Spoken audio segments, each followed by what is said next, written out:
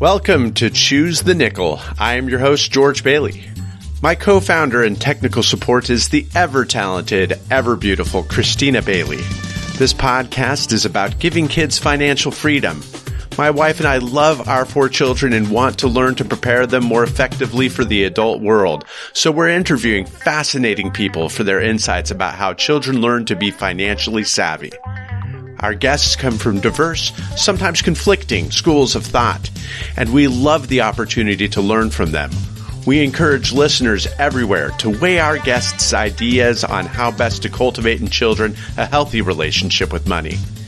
We invite you to visit our blog at www.choosethenickel.com, subscribe to our newsletter, and explore our efforts to apply what we are learning on the podcast.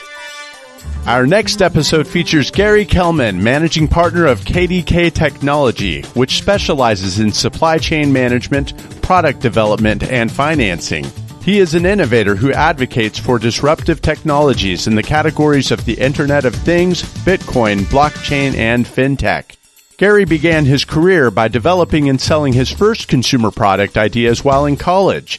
His first big hit after graduation was an invention in the health and beauty aids category, for which he landed repeat orders with Walmart stores and specialty chains. He launched his world-famous LED flashing belly lights in 2001 and braid lights in 2003. Gary sits on the board of directors for the Inventors Association of St. Louis and the Asian American Chamber of Commerce of St. Louis. In full disclosure, I sit on this same board with him. He's a wonderful guy, and we think that you're really going to enjoy his insights on hard work, cryptocurrency, and more. Ladies and gentlemen, Gary Kellmann. Gary Kellmann, welcome to the show. Thanks for having me. You are the managing director of KDK Technology. Can you tell me a little bit about that? I sold a novelty company in 2004, and then the company that bought me gave me a first-class ticket over to China and said, go over there and look for opportunity for us. So without any responsibilities, I jumped on the chance and went over to China and fell in love with the culture and all of the opportunities there. And after a few failures, which I called real-world learning experiences, and failing forward, I founded KDK, hired some real smart, trustworthy, honest Chinese partners, and they helped me grow the company as we are today with 14 people. We do supply chain management, so we will manage inventors all the way up to Fortune 500 companies, the supply chain. We help procure raw materials and do sub-assembly, quality control, quality insurance, then final assembly, and then logistics to destination. Doing business in China has a pretty steep learning curve, I've heard.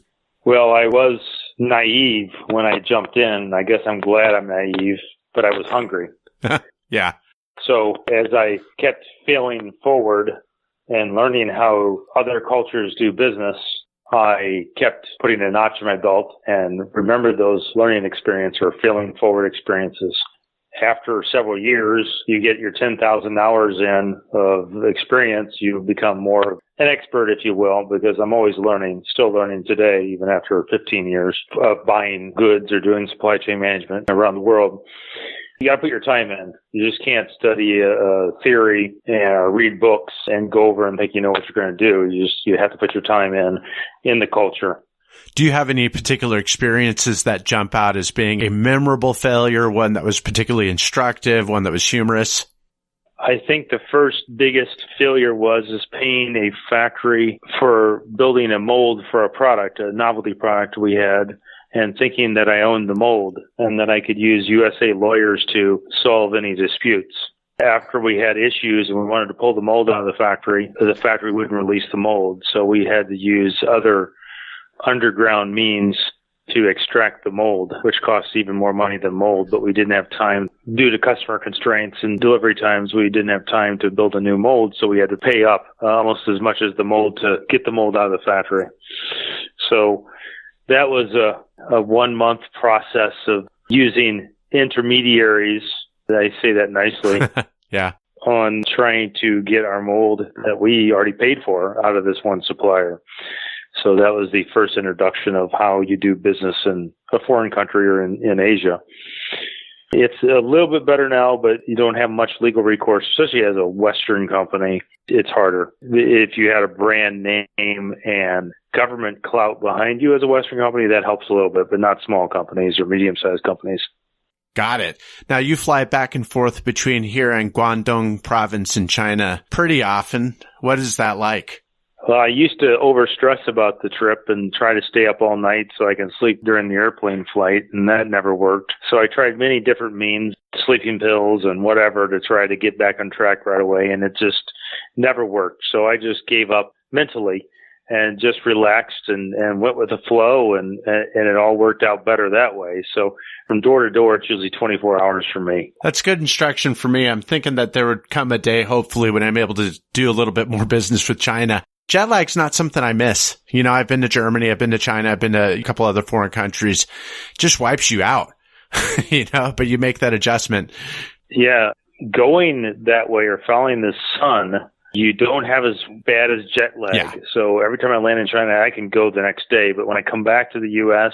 Against the sun, and this was just told to me, I said, oh, that's a great way to explain it. Follow the sun or go against the sun. Go against the sun, you have worse jet lag. It takes more days to recover. Yeah, that makes a lot of sense. That actually jives pretty well with my own experience. I remember coming home from Europe for the first time and just, you know, I felt like a trooper, you know, but going there, I felt, bleh. Yeah.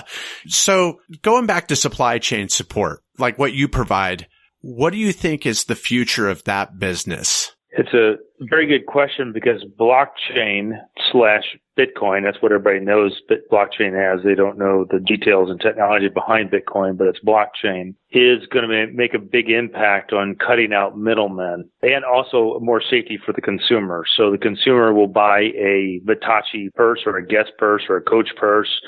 They don't know where it came from, when it was made, or even food that has expiration dates, and you don't know where it really came from. So there's more trust and safety that you have to trust the brand where you're buying it or the retailer that you're buying it from, or grocery store. Blockchain is going to change that, where you'll be able to track when the food or high-end luxury item that has supposed to have so much value is made. It'll be tagged by RFID and tracked on the blockchain all the way to where you can scan it with your phone and know the exact date that was made and what supplier made it.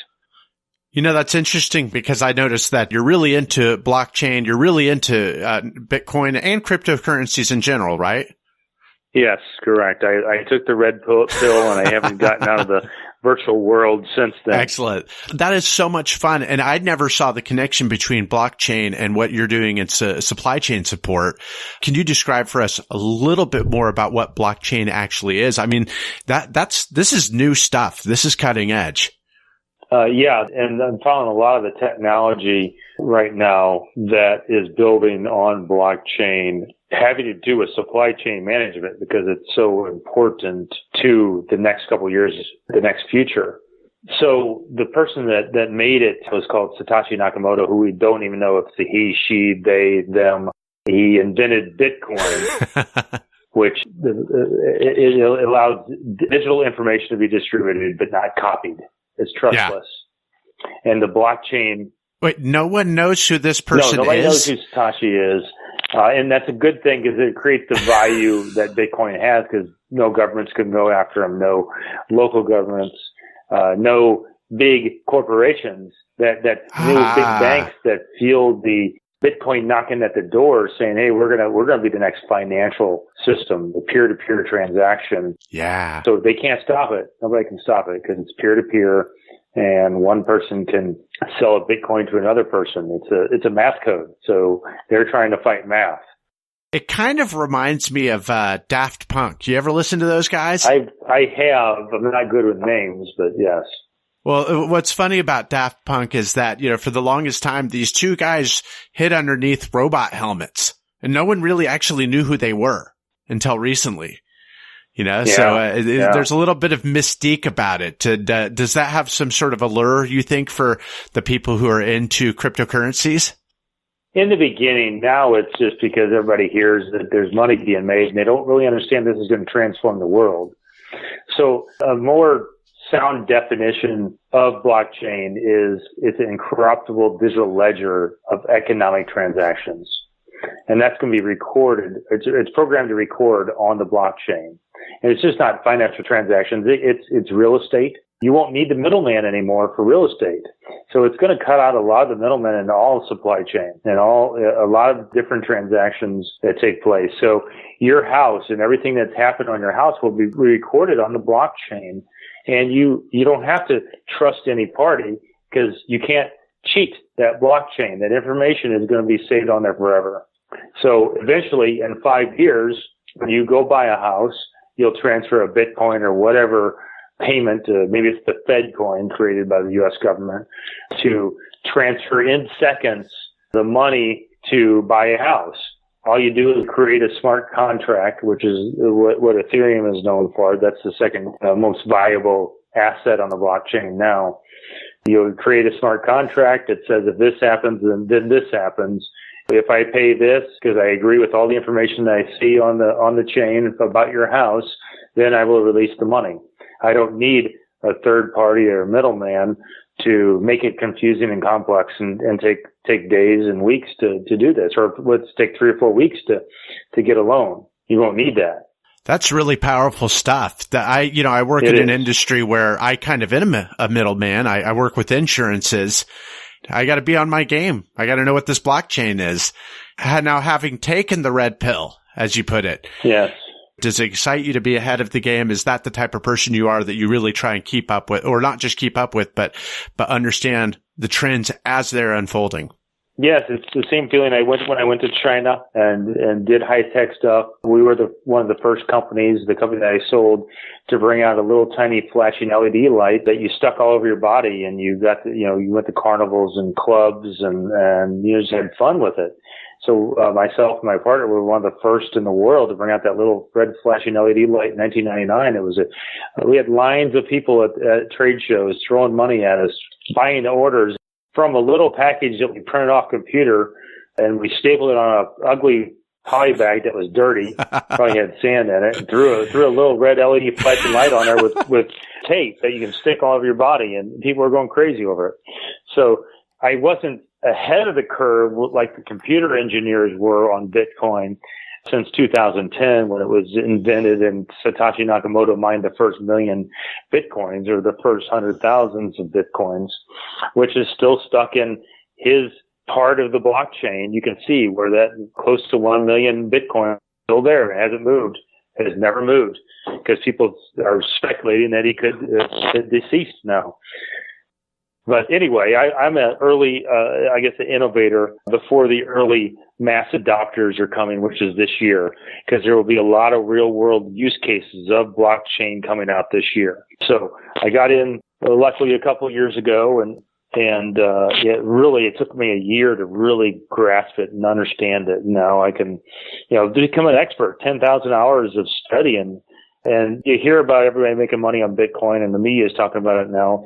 You just don't want to throw money in there. You got to understand it and know why it's so valuable to our society and world.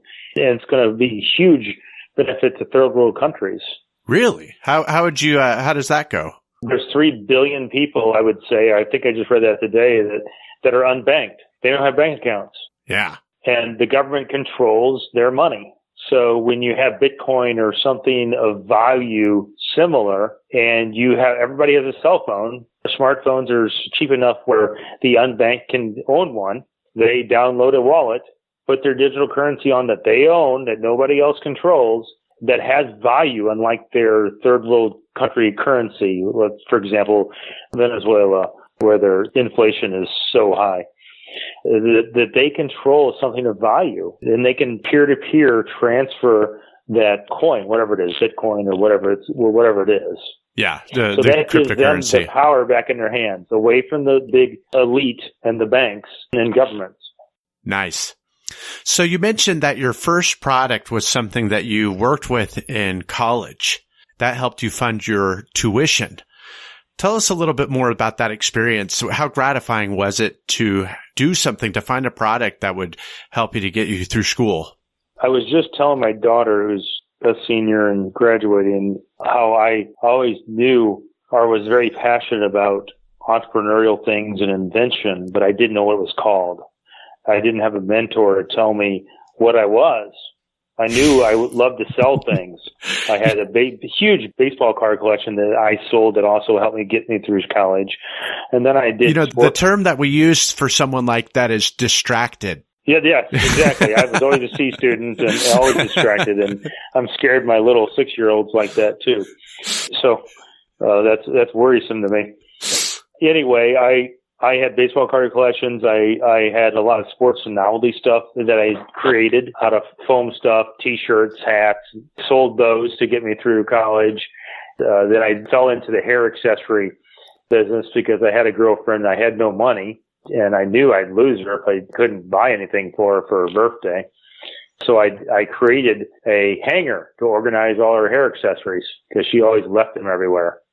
So I gave that to her for her birthday. And then, I don't know, a week or so later, she broke up with me. So, but that was I went failing forward, man, failing forward. Yeah, I failed forward, yes, and especially in my personal life. But I went ahead and took that invention to market and sold it to Walmart and a bunch of other places. And that was my first single. Wow. So wait. You took this thing that she rejected. You're like, hey, if you won't date me, at least Walmart will date me. It solved a problem. Mother is a necessity of invention, and yeah. I solved a problem. And I did a lot of market research when I was in college of a lot of ladies, girls, and say, hey, you always get mad because you lose and misplace your hair accessories, and they all did. And I said, well, what if I had something like this? Would you buy it? Yeah, okay. Well, maybe I got something. So I had a Chinese friend in college, and I made friends with him and said, hey, I want to make this in China. That was in 94, 95. And he made it for me. And then I tried to license it. I licensed it to a company, and then we got into Walmart and a bunch of other moderate scaled, better hair accessory places around the U.S. Now, that was really near the start of when China really started to become big. You know, I've read this book, Mr. China. I think you and I have talked a little bit about it. And I look at these guys, I look at the true pioneers who had the guts to get in there that early, and I think that's pretty remarkable. I didn't realize that it was that early that you got in there.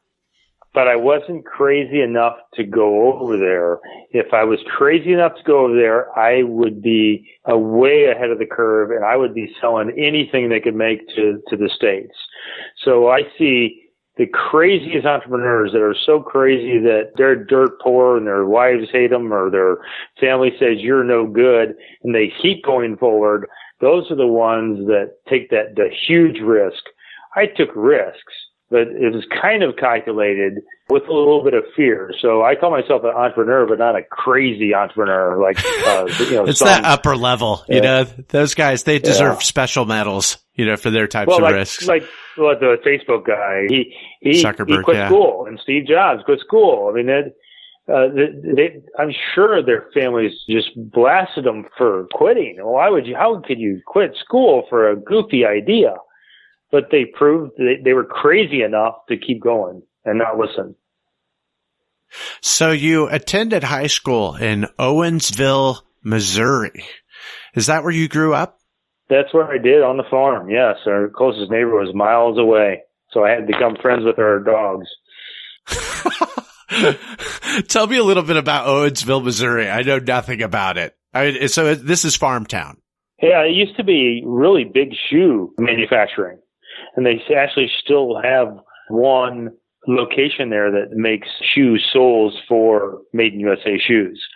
There's a large printing company, the biggest employer in town. There's a lot of other small manufacturing businesses there, and a lot of skilled labor that when all the mold places and mold shops and injection factories left to Asia, they went out of business, but you still got all those skilled people there. So it's always good to go back to talk to these people because they know so much about building molds. And I hope that comes back eventually, although mostly jobs are not going to come back to the States. It'll be robots that take them, but you still got to have skilled people to teach and build and manage supply chain.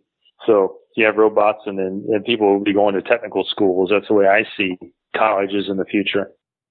So Owensville, it's a very farming community, just a small, quiet town like a lot of thousands of small towns in the U.S. I absolutely did not like it when I was growing up, and when I left to college, I really didn't care to go back. But now I appreciate it so much. I go back all the time.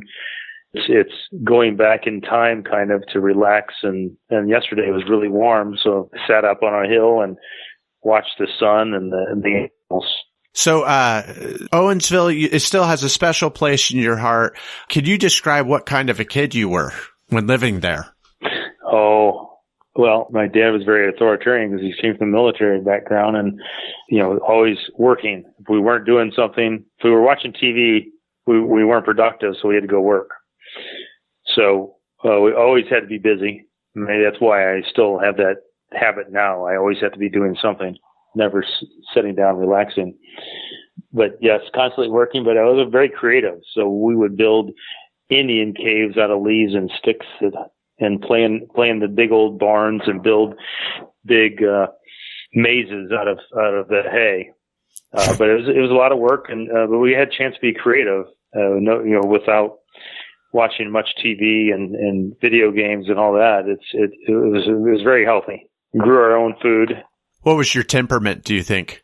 Oh, very, very laid back, because I was always made fun of when I went to college with the city kids, because I was always did everything very laid back and very slow. I drove slow, 40 miles an hour in the 60.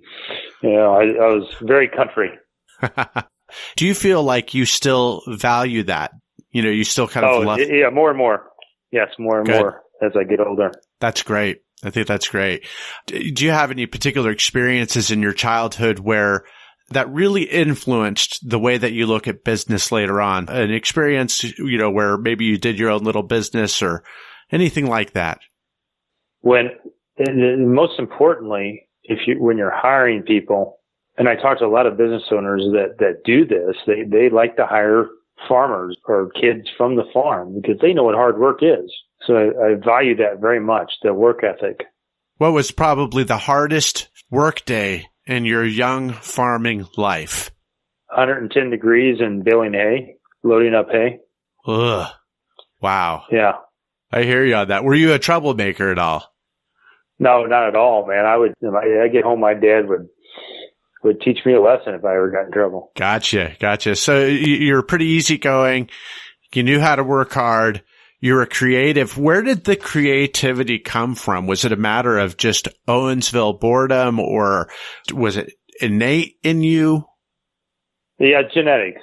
I really do. My grandpa was very creative and good with his hands. My mom and dad are very, very crafty and build a lot of things. So I really think it came from there, the genetics. What kind of things? Well, my dad's a landscape architect. He builds water features and one of the best in the area. And my mom went to architecture. And when I was born in San Diego, she had an architecture job there. And she does a lot of sewing and crafting and quilts and stuff, and has always made our own clothes when we were younger. So just looking at what they did. And, my first toy was blocks that my dad cut up to make. He made the blocks for us, building blocks. So when you had your building blocks, did you ever look around, or, I don't know what Owensville was like in this respect, but, did you ever look around, see your other friends with Legos or whatever, whatever other toy, and just kind of feel like, man, I've got these homemade blocks? Or was this like, yeah, I've got homemade blocks? What was your feeling about that? Oh, I always loved to go to my friends' houses because they had all the cool stuff. They had color TV. They had Atari. Yes. That's when this was getting big, man. Yeah. Yeah. I didn't have anything, I had my LPs. I got lucky to have that. So, yeah. But, you look back on it, it's like, wow, how awesome is that? I know. Well, it is. It's incredible. Not only how far we've come as a society, but I'm very impressed that, you yourself are in a different situation now. And yet you've carried with you a lot of those same sensibilities and hard work ethic. Now that you have your own kids, what are some of the values that you really want to instill in them and in others in the coming generation? I think responsibility more than anything. I mean, the kids don't take responsibility anymore. You look at our government. They don't take responsibility. Mm-hmm. That's my dad's biggest complaint with he's a very proud American, and he says, well, how can you expect anything different from Congress when a lot of Americans act that way, not responsible for their actions? Yeah. So that, and man, I'm trying hard to keep away electronics. I almost have the TV cut all the way off, threw away his iPad. Going to fight telephone for a long time. That's an interesting one, because I've heard about like how Steve Jobs would not let his kids OD on electronics. I've heard that actually about a couple business leaders. What was your kind of realization that, you needed to make sure that electronics played a lesser role? Well, because there's no communication in family when everybody's on their own electronics, and then the excuse is, well, my friend has it and everybody else does it, and I got to have a telephone because I can't communicate with anybody. Man. I've got a 7-year-old all the time. Yeah, I've got a 7-year-old right now who's throwing that one at me, and I'm like, good heavens, I can't. There's no way that we have that kind of money to be able to buy a phone for you, much less the desire to do so once we do. Yeah, that's going to be a huge fight, huge challenge for parents. Yeah, how do you really, how do you think that parents can kind of convince their kids to de-tech, step away a little bit? What are some of your thoughts on how we can do that? Plan outside activities. I think it all goes back to doing more family stuff and planning activities that are not related around TV and iPad and phone. And you make rules. No phone when you're at dinner. No iPad. What are some of the activities that you just love doing with your family? Going to the farm. Really? That's taking them all out there. 4-wheeler rides and fishing. Go fishing. Yeah. Teaching Boy Scout, Girl Scout stuff. I mean, it's valuable. I make my daughter learn how to check the oil in her car and all the fluids in her car. She probably might be the only girl that, I don't know, I know none of her friends in a while. So I said, hey, your boyfriend will respect you if you can open the hood up and check the oil in your car. Yeah. And what have been some of their reactions to, like, wow, dad worked on a farm? What kind of respect does that afford you with your kids? Nothing yet.